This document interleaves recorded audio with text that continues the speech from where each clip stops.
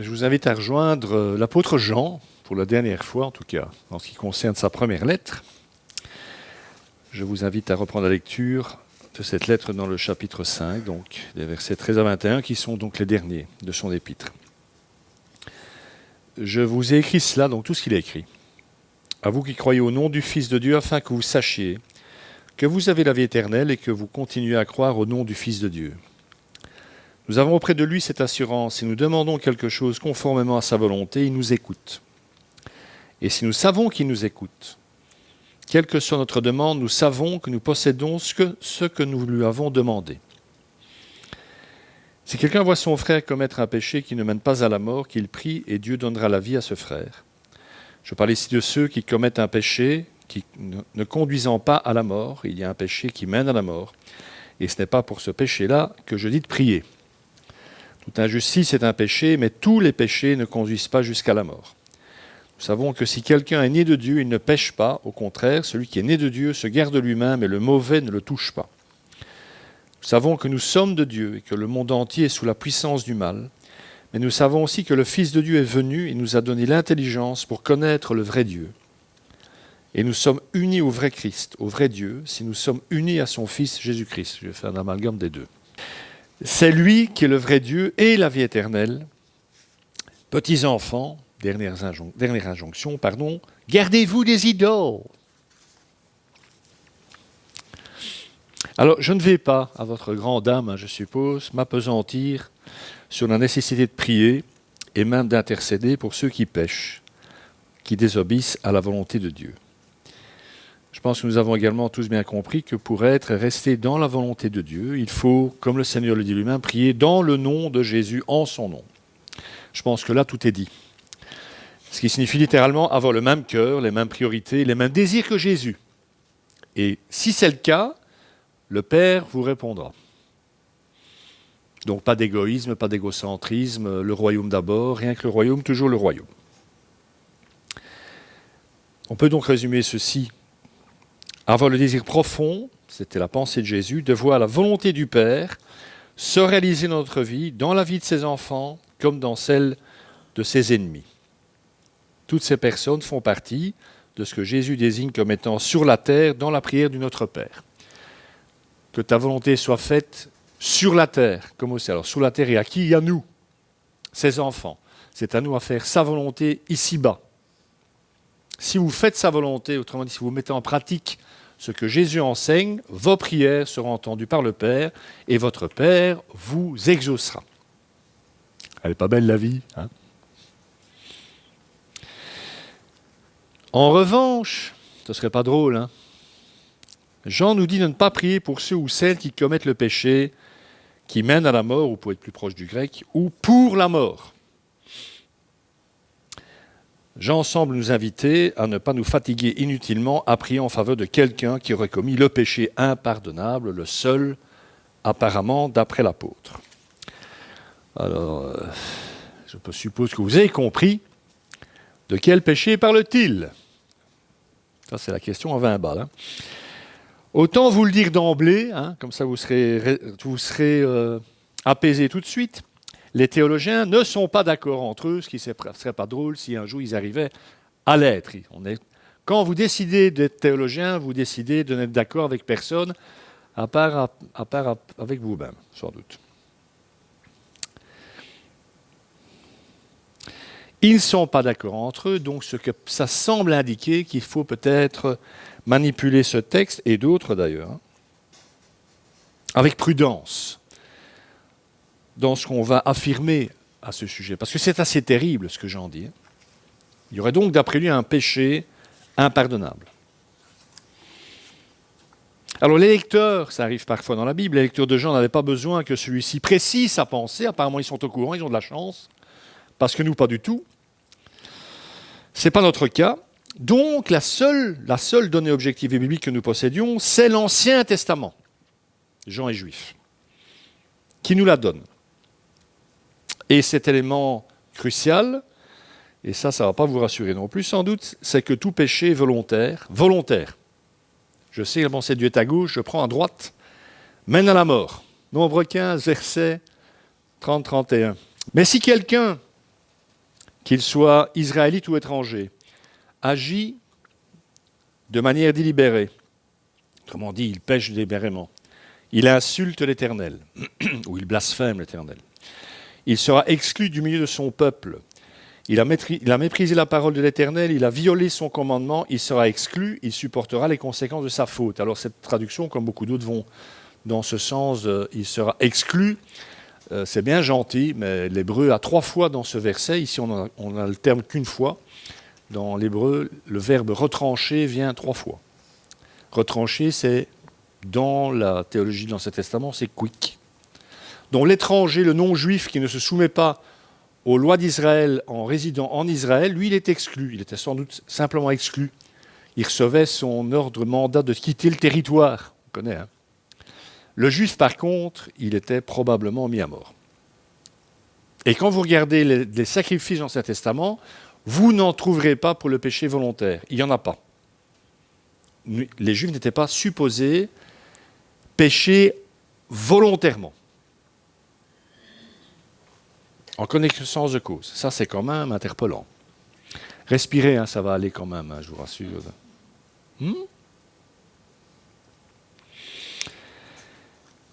La conséquence en question de n'importe quel péché volontaire semble donc être bel et bien la mort.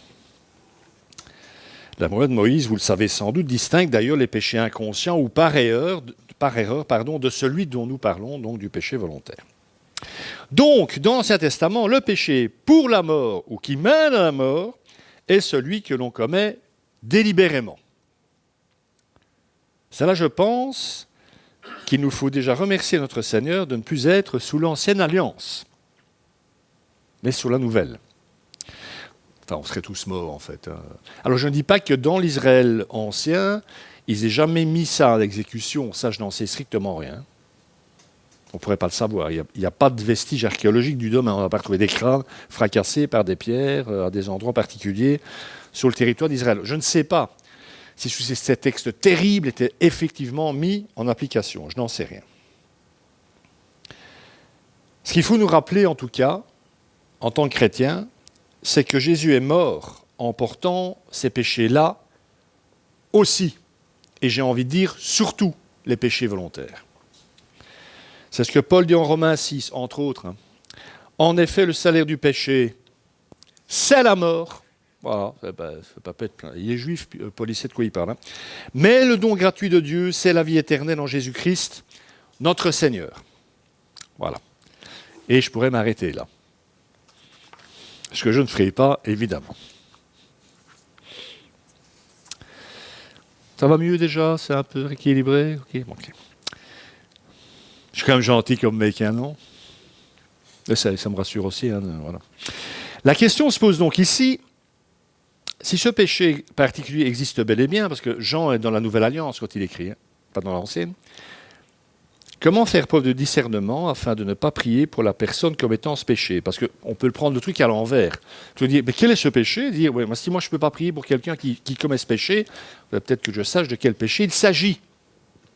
Et puis vous êtes sûr de ne pas l'avoir déjà commis ce péché-là, vous?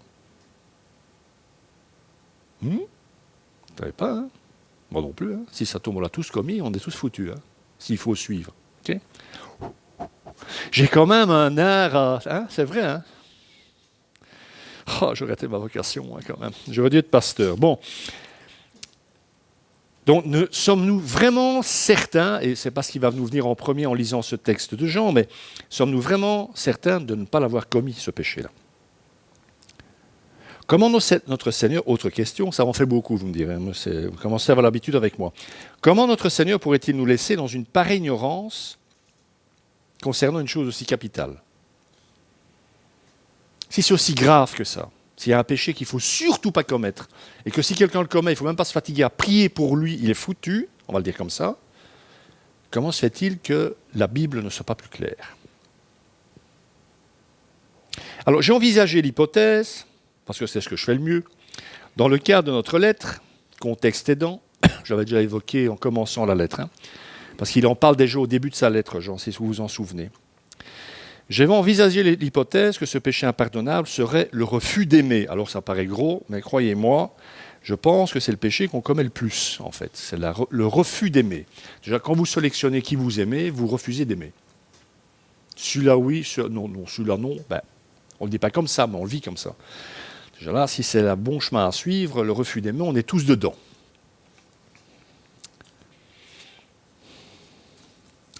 Alors, on peut l'approcher d'une autre manière. Si ce péché consiste à refuser d'aimer, on pourrait envisager que cette personne ne soit pas chrétienne dans le contexte de l'épître de Jean. Pourquoi je dis ça? Parce que Jean, il parle d'une chose pendant 5 chapitres, c'est l'amour de Dieu. Et la nécessité, puisque Dieu est amour, de nous-mêmes baigner dans l'amour, exprimer de l'amour envers le monde et envers surtout nos frères et sœurs dans la foi.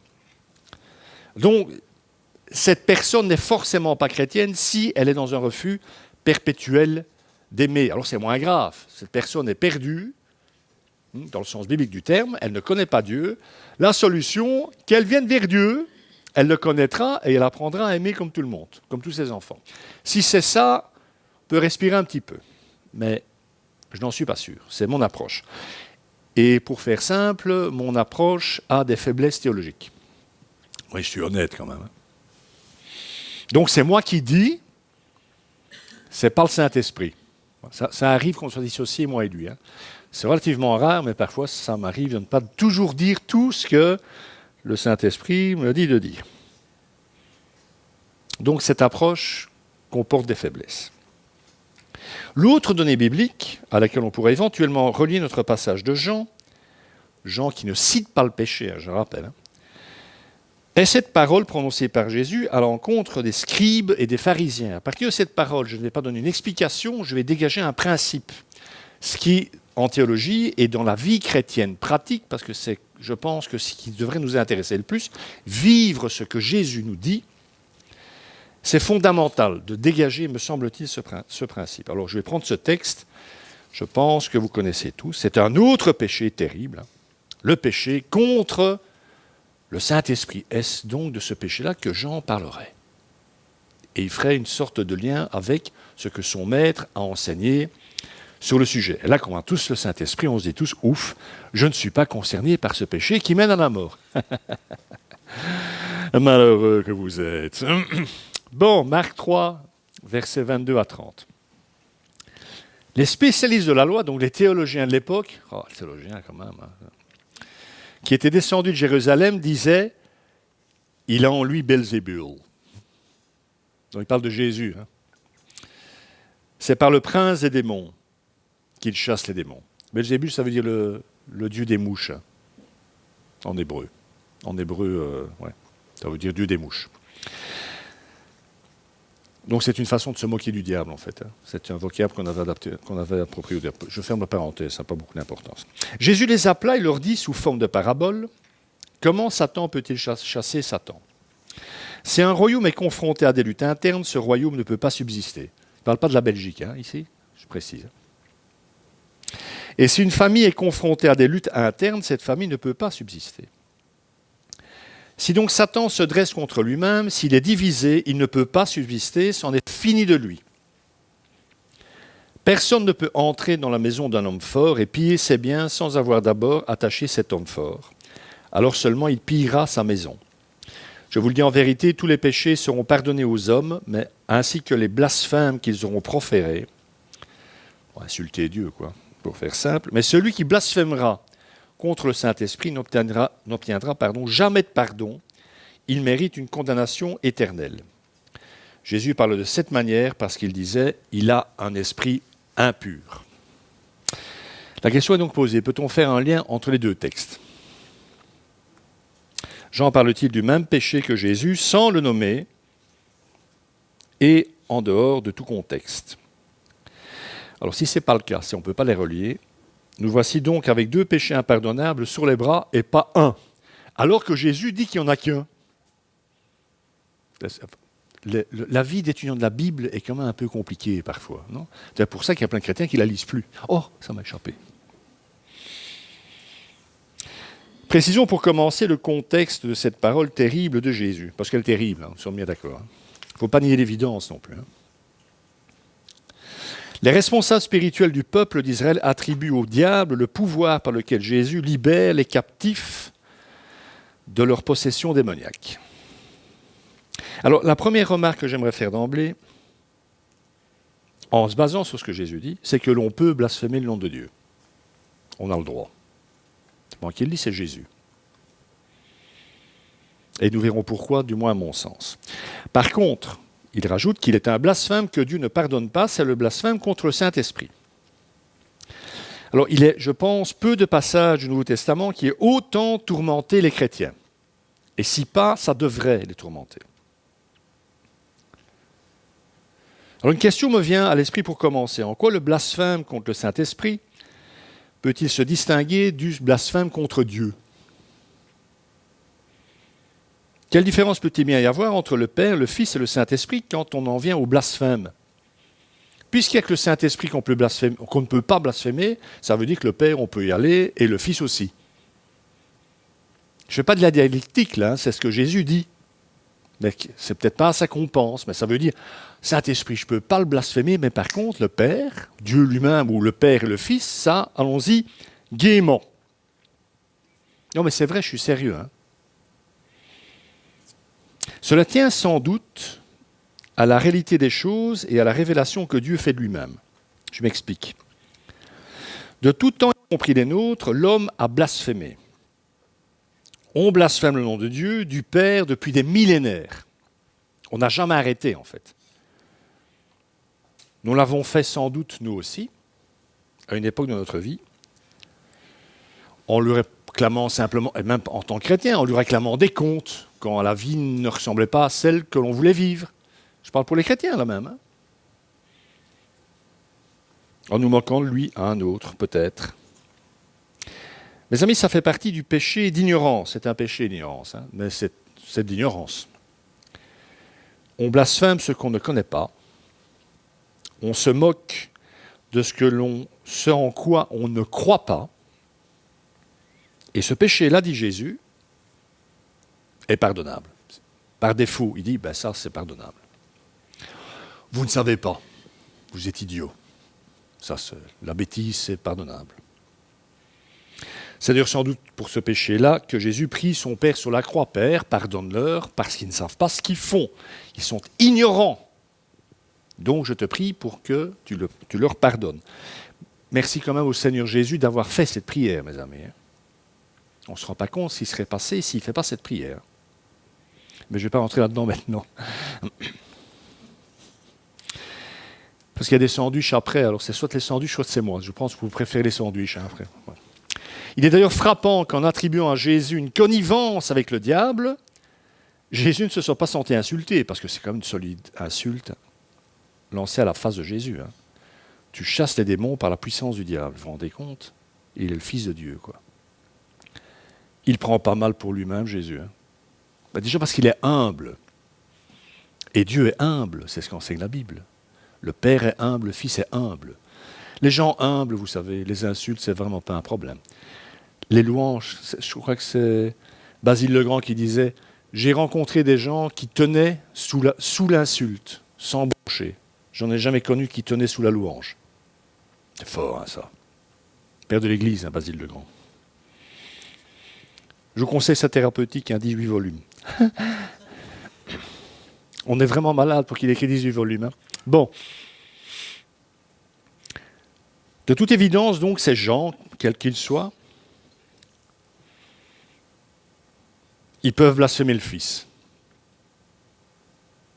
En effet, qu'est-ce qu'ils ont en face de lui, ces hommes qui disent que Jésus chasse les démons au nom du diable ? Ils ont le Fils de l'homme, un homme, en somme. Comment pourrait-il savoir et comprendre qu'il est ici plus qu'un rabbin, plus qu'un original, plus qu'un exorciste, plus qu'un prophète, bien plus qu'il y a Dieu ? Son humanité voile sa divinité. Ça n'est pas une excuse, mais c'est un fait. Et Jésus accepte ce fait. Quand quelque chose de nouveau survient, quelque chose qui nous bouscule, qu'on ne comprend pas, on en revient toujours à ses bases, à ce que l'on croit savoir, tout simplement parce que cela sécurise. C'était le processus à l'œuvre sans doute en partie dans le cœur de ces enseignants de la loi.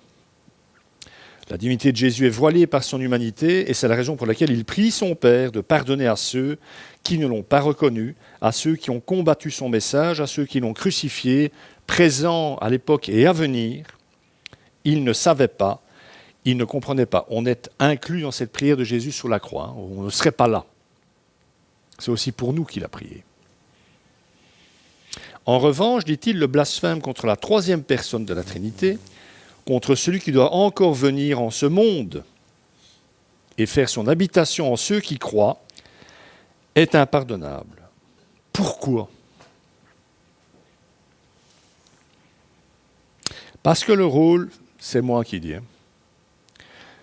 parce qu'à mon sens, le rôle de l'Esprit Saint est justement de révéler ce qui est caché, de rendre visible ce qui est invisible aux hommes, la réalité de Dieu et de son Fils, Jésus-Christ. C'est l'Esprit de Dieu qui donne une connaissance directe du Dieu Père et Fils. Sans l'Esprit Saint, vous n'avez pas cette connaissance. Blasphémer contre l'Esprit, c'est blasphémer contre Dieu en tant qu'il se révèle. Car alors l'homme n'est plus aveugle, il voit. Et c'est pourquoi alors, quand il blasphème, son péché, comme le dit Jésus, est impardonnable. Rappelez-vous cette parole en Jean 9. Jésus leur répondit, si vous étiez aveugle, il dit ça toujours aux enseignants, si vous étiez aveugle, vous n'auriez pas de péché. Mais en réalité, vous dites, nous voyons. Et c'est pour ça que votre péché reste, que vous restez dans votre péché. Ce blasphème consiste ici à imputer l'œuvre visible de Dieu à Belzébul. Ce péché est donc éminemment grave, même pour les responsables religieux eux-mêmes. Car il est possible que cette parole de Jésus veuille simplement dire que leur cœur devenait tellement dur qu'ils en arrivaient à se fermer à leur propre besoin de repentance, qui est l'œuvre principale que l'Esprit Saint exécute, si je peux dire ça comme ça, envers les hommes.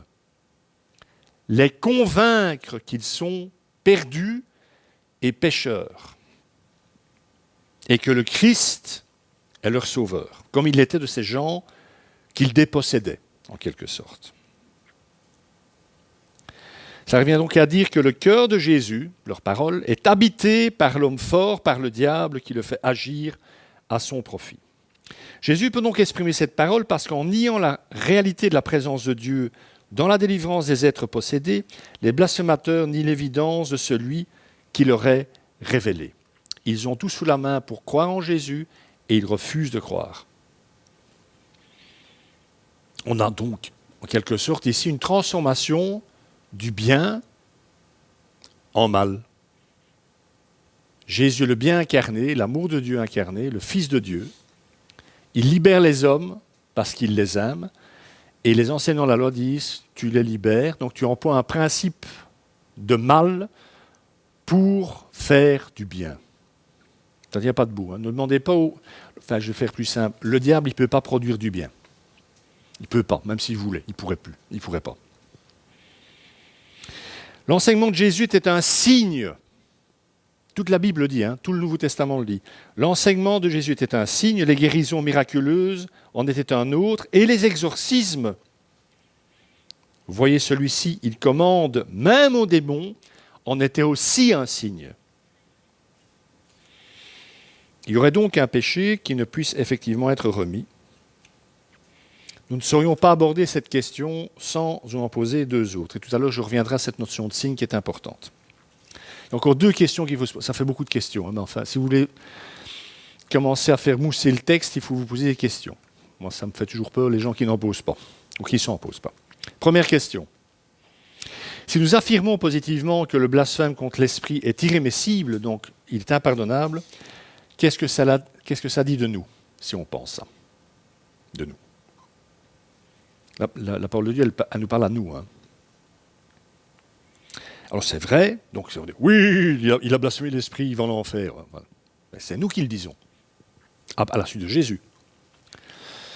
Alors c'est vrai que si on prend cette position-là, on aurait pour nous la clarté du texte, enfin, si on peut parler de clarté. Il existe un péché qui n'est pas remis, qui n'est jamais remis, et celui qui le commet se rend coupable d'un péché éternel. Ok, youhou, voilà. Vous savez vivre avec ça, vous? Votre meilleur ami, peut-être qu'il est dans le cas, hein? Ça ne savait rien. Hein? Mais comment pouvons-nous prononcer de telles paroles, sinon justement en oubliant qu'elles s'appliquent à des hommes, à des femmes, sinon en traitant comme un simple thème théologique un terrible mystère qui devrait nous réduire au silence ou jeter dans la prière tout homme qui se trouve confronté à ce mystère. Si il faut appliquer à la lettre ce que Jésus dit, mes amis, laissez tomber votre travail et mettez-vous à plat ventre toute la journée, pendant 24 heures sur 24, pour prier pour tous ceux qui éventuellement blasphémeront l'Esprit Saint. À commencer peut-être par vos propres enfants. En fait, en y réfléchissant, admettre cette parole, l'envisager comme possibilité absolue, c'est comme ça. C'est nous placer à notre tour dans la position des scribes, des enseignants de la loi, de ces hommes qui enfermaient leurs frères dans la prison d'une condition définitive et sans issue. Ce sont des pécheurs, quoi. Et en les considérant comme pécheurs, s'estimer quitte envers eux. C'est ça le terrible. Où est l'amour là-dedans? Lui, c'est un pécheur, quoi. C'est un pécheur. Lui, il a blasphémé l'Esprit Saint. Ça veut dire, je me dissocie. Mais l'amour est plus présent, là je reviens à Jean, l'amour est plus présent là-dedans. Quand on se sent quitte envers qui que ce soit, on n'a plus de devoir envers personne.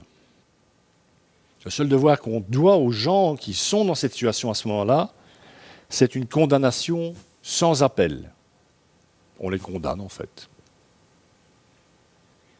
Donc d'une situation périlleuse, je ne dis pas, et Jésus ne dit pas que cette situation n'existe pas, d'une situation périlleuse, mais peut-être passagère, car Dieu peut tout, il faisait, les scribes et les pharisiens, une position maudite et définitive. Ces gens sont des pécheurs, c'est terminé pour eux. Donc, si on suit cette logique-là, et c'est le danger, je pense que c'est l'articulation du texte, hein, si on suit cette voie-là, ce chemin-là, il va se passer un truc, c'est qu'on va faire exactement ce que faisaient les enseignants de la loi de Moïse à l'époque. On va se retrouver dans leur pompe, en fait. On va avoir le cœur dans le même état qu'eux. Personne n'a jamais dit que l'état du monde et des pécheurs dans ce monde est une chouette position. Elle ne l'est pas. Mais juger n'est pas dans notre essence, hein, mes amis. Ce n'est pas notre responsabilité. Et puis, n'est-ce pas tuer l'espérance? N'est-ce pas là le pire des péchés que nous puissions commettre, sachant le Dieu qui est le nôtre? S'il a commis tel péché, il est foutu, et puis voilà, on passe à un autre. Hein. Parce que je suis un peu provocateur en disant ça, je le sais, hein, mais que faisons-nous d'autre quand nous admettons, dont tuer l'espérance, quand nous admettons qu'il y a un péché qui ne peut pas être pardonné? Quelle chance pour ce pauvre Lot qu'Abraham ne se soit pas résolu à ce que son Dieu, qu'il avait appris à connaître, jette le bébé avec l'eau du bain. Il a intercédé Abraham. Hein. Je rappelle quand même dans le contexte du texte, je ne vais pas m'épiloguer là-dessus, mais que la décision de Dieu dans le texte était prise. Je détruis ces villes avec tous ces gens dedans. C'était irrévocable, comme la parole de Jésus. Ils sont foutus, c'est terminé. Alors on va dire, il ne faut même pas me parler de ça. Hein? Comme Jean, ne parlez même pas de ça à Dieu, ça ne sert à rien.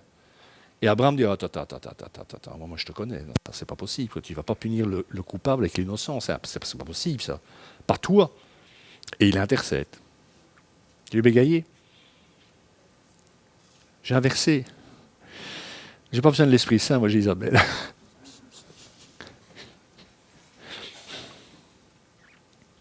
Alors bien, merci ma chérie. Alors bien entendu, encore une fois, nous pouvons nous contenter de répéter les paroles prononcées par Jésus. Mes amis, il va falloir vraiment qu'on apprenne à ouvrir notre cœur, hein, avec nos oreilles en plus. Hein. Notre attitude resterait-elle la même s'il nous était révélé que c'est à nous qu'elles sont adressées ces paroles? Encore une fois, je reprends Est-ce qu'on peut vraiment dire que ces paroles ne nous concernent pas? C'est comme le péché dont Jean parle, et on ne sait pas de quel péché il parle. Est-ce que vous êtes sûr que ça ne vous concerne pas? Tant que ça concerne les autres, on n'en a rien à cirer, mais quand ça nous concerne, nous. Ça fait autant de bien que ça de se faire jeter avec le haut du bain? Je ne sais pas.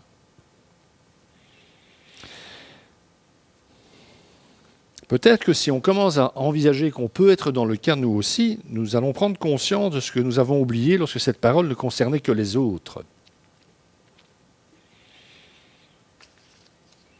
Mes amis, c'est la Bible elle-même qui nous apprend à nous opposer à de telles paroles. À la suite, je l'ai dit, d'Abraham, de Moïse, qui a intercédé pour le peuple. Très comique, hein? Seigneur, Moïse a dû vous rappeler dans l'Exode. C'est ton peuple, ce sont tes enfants, ce ne sont pas les miens. Moi, voilà. Reprends-moi, tue-moi, j'en ai ras-le-bol. Et Dieu dit, ça va, je vais les dégommer, en fait, je vais les anéantir, et de toi, je tire une grande... Tu vas pas faire ça, tu ne vas pas les anéantir. Hein. Mais prends ma vie alors à la place des leurs, vous voyez? C'est le même Moïse, vous voyez le cœur? Ce peuple leur pompe l'air, ce qui m'arrive parfois aussi, mais, très vite, mais tu ne vas pas faire ça. Non, mais ça arrivera à tout le monde, hein, je suppose. Hein, voilà.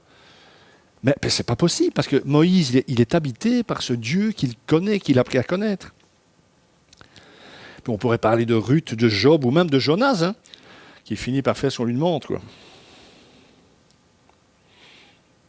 Autrement dit, chaque fois que vous tombez sur ce genre de parole, c'est un principe qui est vraiment terrible, parce que cette parole est terrible, il ne faut pas la nier, cette parole. Elle existe bel et bien, elle vous dit quelque chose. Hein. Mais il faut toujours s'en référer à toutes les autres paroles qui concernent Dieu. Quel genre de Dieu prononce cette parole? On le connaît, c'est un Dieu d'amour, c'est ce que Jean dit. Qu'est-ce que ça veut dire quand un Dieu d'amour dit « ce péché-là, je ne le pardonnerai pas » ?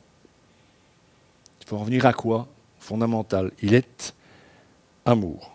Mais j'anticipe un peu. Il ne faut donc jamais se taire face à notre angoisse, ni faire taire notre conscience. Il ne faut jamais nous courber sans un cri, sans dire quoi que ce soit, devant ce que nous ne comprenons pas. Si vous croyez profondément à un Dieu d'amour, cette parole devrait vous faire hurler. Ce n'est pas possible que le Dieu que j'ai rencontré prononce cette parole, même s'il la prononce. Et c'est là que vient la seconde question. Seconde, donc il n'y en a pas de troisième. Et c'est donc l'apôtre Jean qui amène ici sa pierre, si on peut, pas pour l'acheter sur la tête des autres, hein, à l'édifice. Je précise, vu le contexte. Je reprends ce passage. Si quelqu'un voit son frère commettre un péché qui ne mène pas à la mort, qu'il prie, et Dieu donnera la vie à ce frère. Je parle ici de ceux qui commettent un péché ne conduisant pas à la mort. Il y a un péché qui mène à la mort, et ce n'est pas pour ce péché-là que je dis de prier. Voilà Jean qui nous parle d'un péché qui conduit à la mort et pour lequel on ne peut plus prier. Alors encore une fois, Jean parle-t-il du même péché que Jésus. Contexte aidant, et je me mouille, c'est très peu probable. Je vais le dire simplement. Si Jean avait à l'esprit, c'est le cas de le dire, le péché contre le Saint-Esprit, croyez-moi, il l'aurait nommément explicité. On ne laisse pas dans le vague d'être question pareille.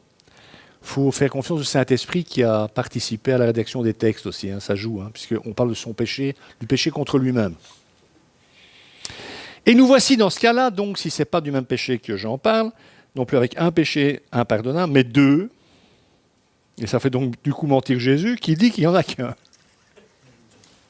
Bon, alors sans compter qu'en ce qui concerne celui dont j'en parle, je le répète encore une fois, les théologiens ne sont absolument pas d'accord entre eux quant à l'identification de ce péché. Et c'est pour ça qu'ils continuent à pécher allègrement. Alors rendez-vous compte, ils ne savent pas, alors que ça touche à la damnation éternelle de certains. Si on croit à la damnation éternelle, je ne rentrerai pas dans ce cadre-là. La parole de Dieu nous laisserait-elle aveugles sur de telles questions? Alors, sur des points de détail, admettons. Mais mes amis, on parle ici d'essentiel tout de même. Donc, cette parole de Jésus et cette autre de Jean, j'en viens à mon principe, pose les conditions, en fait, de cette question. L'évangile de Jésus-Christ ne contredit-il pas de telles paroles? Je vais me faire l'avocat du diable.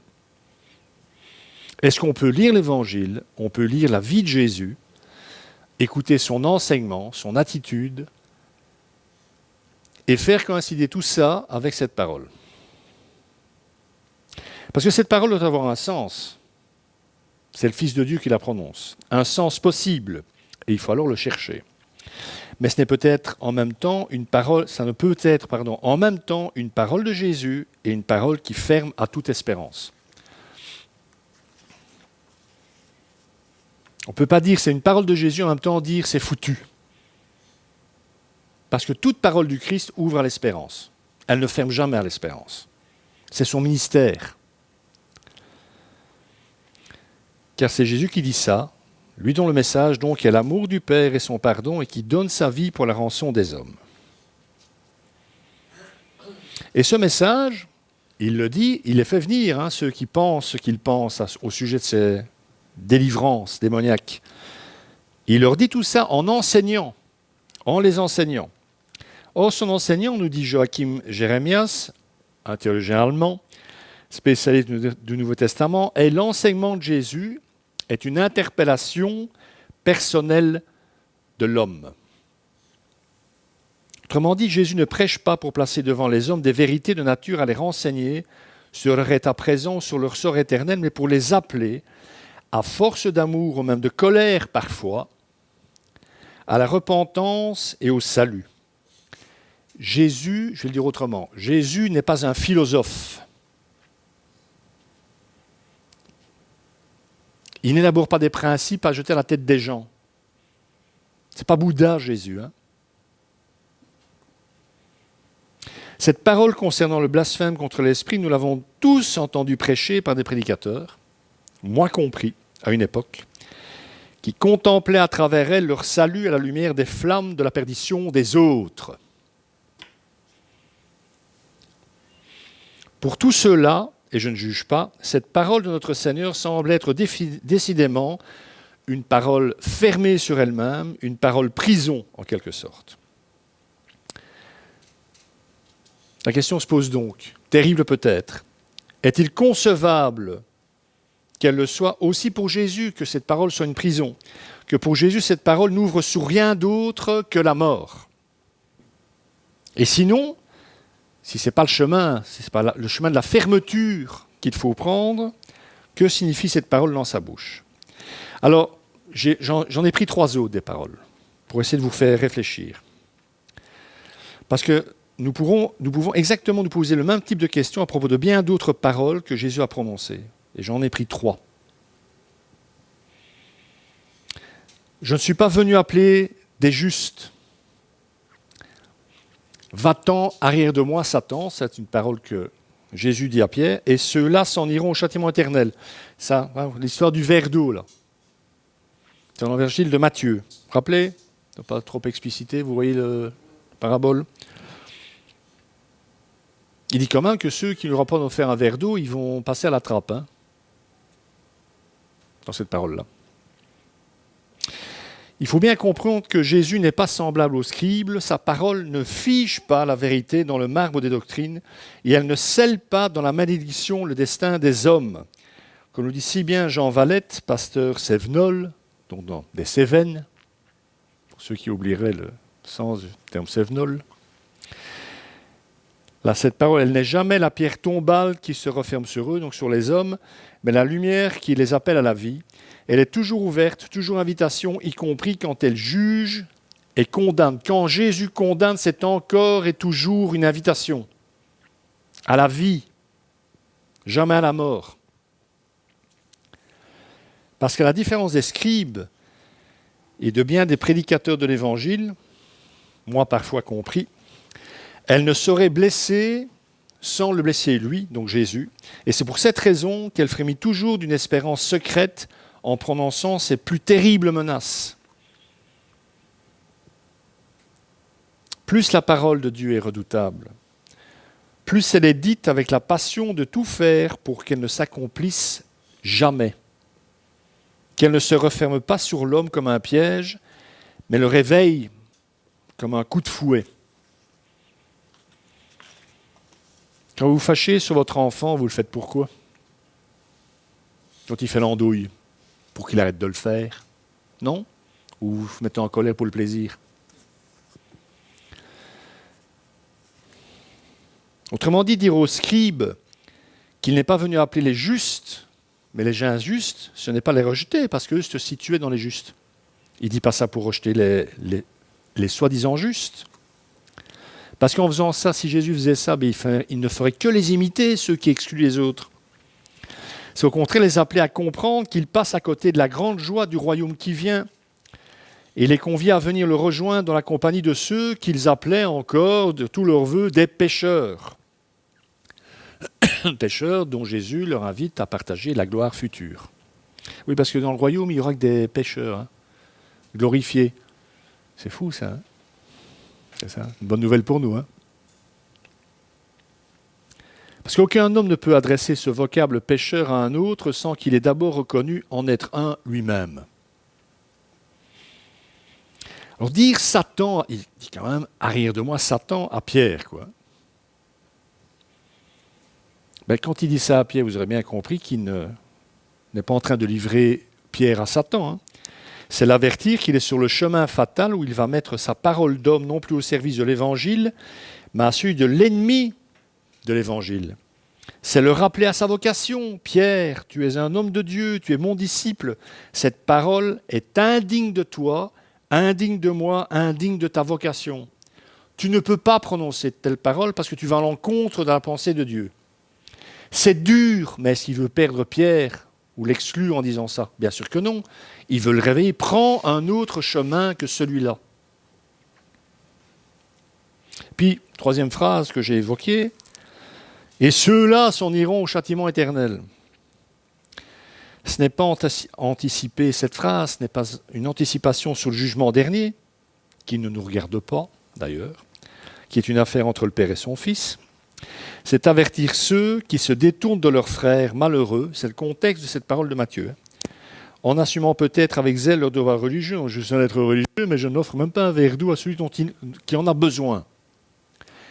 Faire ça, et on le fait parfois, c'est totalement inconscient de ce qui se passe vraiment dans notre cœur. Forcément, pour réveiller une personne qui fonctionne comme ça, il ne faut pas leur faire. On va devoir rentrer dedans. Ben oui. Et c'est ce que Jésus fait. Parce qu'en agissant comme ça, c'est le message que je veux faire passer, ces hommes se séparent eux-mêmes de Dieu en prétendant être proches de Dieu. Ils s'en séparent de Dieu parce qu'ils ne sont même pas foutus de poser un acte de bienveillance envers quelqu'un. Et cette parole est terrible. Elle est terrible, cette parole de Jésus. Déjà aux pharisiens. Parce que quelque part, ils vont vers le châtiment éternel dans le sens où, sur cette terre déjà, ils sont en enfer. Parce que l'enfer, mes amis, c'est l'absence d'amour. C'est ça l'enfer, ici. Les gens malheureux ici, ils sont en enfer parce qu'ils ne sont pas aimés. C'est ça, l'horreur absolue. Ne pas être aimé. Donc la pire des condamnations, dans la bouche de Jésus, n'est jamais une conclusion, mais un appel suprême, fondamental à la repentance et au salut. Change de route. Je me rappelle encore cette semaine qu'on n'arrête pas de rappeler les mêmes choses. Tant que les gens ne changent pas de route. Le poteau indicateur, il va toujours indiquer la même. Vous ne mourrez pas. C'est fatigant pour moi surtout. Mais je me prêche à moi-même aussi, vous le savez, je ne vais pas répéter ça. C'est moi qui parle, mais je ne suis pas meilleur que vous.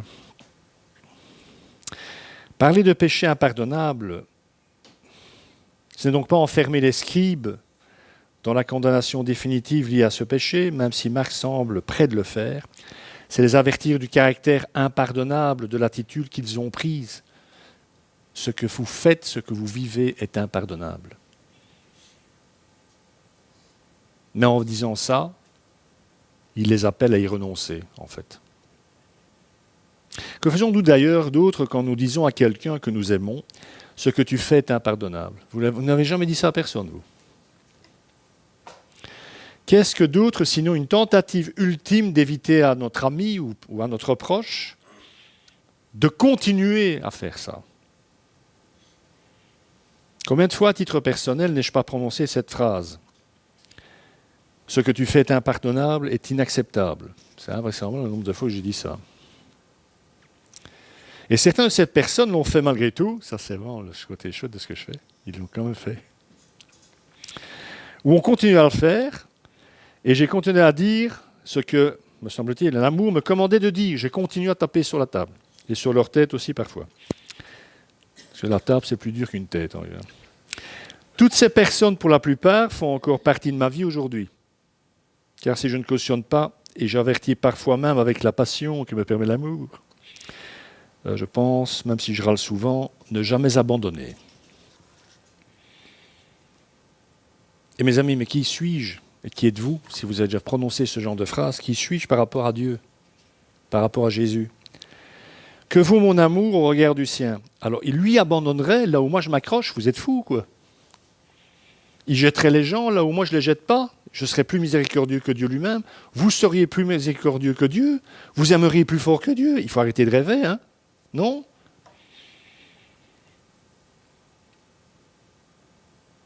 En ce qui me concerne, en tout cas, mon intelligence, se refuse à une telle pensée et mon cœur ne s'y résout pas. Et c'est très bien. Et aucun de nos cœurs habités qu'ils sont par l'Esprit de Dieu ne pourrait se résoudre à ça. Admettre même une seule fraction de seconde que nous puissions aimer plus fort que Dieu, pardonner plus fort que lui. Alors Jésus, c'est intéressant dans ce passage, concernant le péché contre le Saint-Esprit. On est tellement cadré par tout ce qu'on entend, par tout ce qu'on nous a dit, et par une lecture pré-mâchée de la Bible, qu'on finit par ne plus ouvrir le texte et même ne plus écouter le texte. J'aurais pu commencer par là et ça aurait pris 3 minutes, mais ça aurait été moins drôle, sans doute. Surtout pour moi. Jésus, mais on ne le remarque pas en fait, ne dit pas aux scribes qu'ils ont commis ce péché-là. C'est surtout visible dans le grec. Il ne dit pas aux scribes, non. Il dit quiconque commet ce péché-là. Il ne dit pas qu'ils l'ont commis, malgré ce qu'ils ont dit. Et s'il ne le dit pas, ce n'est pas par diplomatie ou par prudence. Jésus, il n'est pas vraiment prudent et il n'est pas diplomate. On va faire un peu de grammaire. La forme impersonnelle que Jésus emploie dans les 3 synoptiques, dans les 3 évangiles, Matthieu, Marc et Luc, dans l'expression « celui qui », donc il dit « celui qui ». Et les formes verbales qu'il utilise, c'est le subjonctif chez Matthieu, comme ça vous savez, et chez Marc, et le futur chez Luc. Donc les 3 cas expriment un avertissement de portée générale, en même temps qu'une éventualité, parce qu'elle est introduite par une préposition grecque « os », comme un os, quoi. Ça ouvre, cette préposition, à une éventualité dans le grec. Pas une condamnation, à une si, c'est une conditionnelle.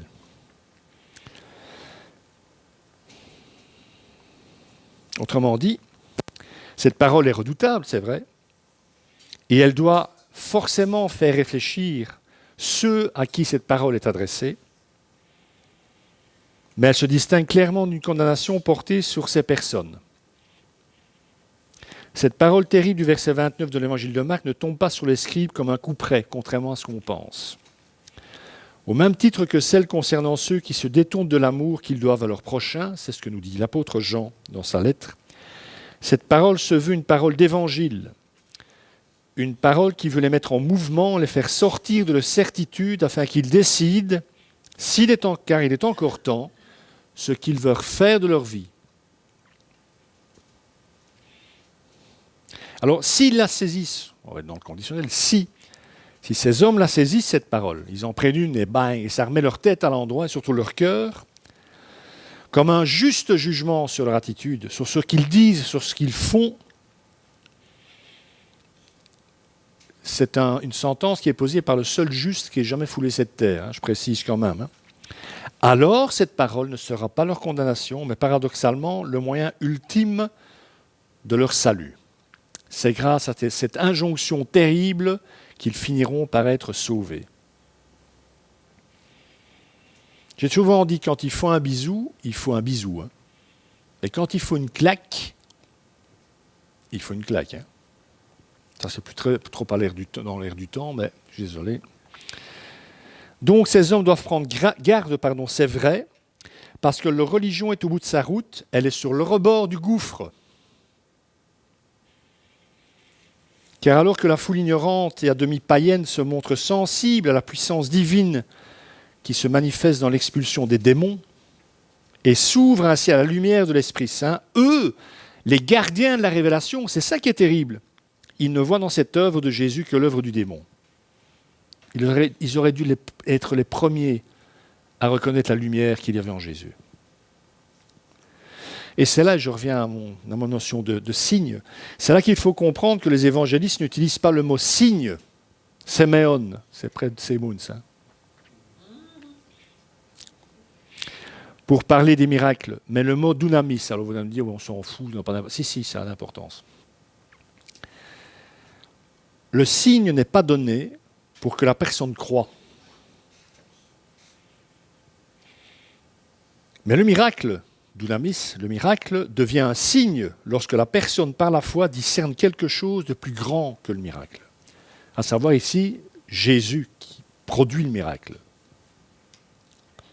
C'est le cas par exemple des 10 lépreux guéris par Jésus qui s'en vont au temple pour faire constater leur guérison par les autorités du temple, conformément à la loi de Moïse, c'est ce que Jésus leur demande de faire. Mais seul, dit l'Évangile, l'un d'entre eux revient vers Jésus pour l'adorer. 1 sur 10 a vu par la foi un signe dans le miracle de sa guérison.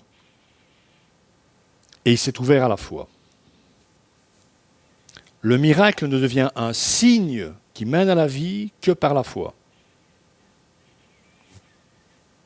Pour que le miracle devienne un signe, il faut autre chose que le miracle brut, il faut la foi. Les docteurs d'Israël n'avaient donc pas la foi. C'est étonnant, ça, comme si on en doutait. Ils n'avaient pas la foi. C'est le sens de la grande majorité des paroles que leur adresse Jésus. Vous n'avez toujours pas la foi. C'est d'ailleurs ce qu'il leur dira en apothéose lorsqu'ils lui demanderont un signe pour qu'ils puissent croire. Quel signe fais-tu pour que nous croyions en toi? Sans blague, j'en ai fait déjà des milliers. Rappelez de ce passage. Je vais terminer, parce que je suis long aujourd'hui. Il ne leur sera donné que le signe de Jonas, la résurrection, qui, elle, nécessite la foi pour y croire, que le dunamis devient un séméon. Donc peut-on aller plus loin dans la résistance à l'esprit? Ne voit-il pas qu'ils ont levé le pied pour poser le dernier pas qu'il leur reste à faire vers le gouffre? Eux seuls, désormais, peuvent répondre à cette question. Mais ils le peuvent encore. J'ai envie de dire, tant qu'ils sont vivants, ils ont l'occasion de se remettre en question. Nous sommes le deuxième dimanche du temps de Pâques. J'aimerais donc terminer en disant ceci. La résurrection est un événement de la justice de Dieu. Mais ça veut dire quelque chose. Si la résurrection est un événement de sa justice, ça veut dire que le mal, la condamnation, l'abandon, la violence n'auront pas le dernier mot, car le supplicié est glorifié, le condamné est réhabilité, il est ramené à la vie. En réfléchissant à ça, il y a cette finale d'une prière d'Ignace de Loyola qui m'est revenue à l'esprit. Donne-moi seulement de t'aimer. Ne serait-ce pas là la prière pouvant nous sauver et sauver le monde de ses péchés, que nous demandions véritablement l'aide de Dieu pour pouvoir l'aimer. Et je termine enfin par cette parole de Wilfred Monod, pasteur réformé et fondateur de la Fraternité des Veilleurs. Et ça doit nous interpeller, je pense. L'Église véritable n'est pas dans la doctrine, dans les dogmes, dans l'institution, dans l'histoire des conciles, mais elle réside bien plutôt dans le silencieux et interminable cortège des âmes pardonnées, consolées, purifiées, inspirées. Le vrai moteur de l'histoire de l'Église se trouve dans sa constante régénération par la vie et l'interpellation de ce qu'il appelle une nuée de témoins. Et j'ajoute, témoins de l'amour sans fin de Dieu pour les hommes. Que le Seigneur bénisse sa parole. Amen.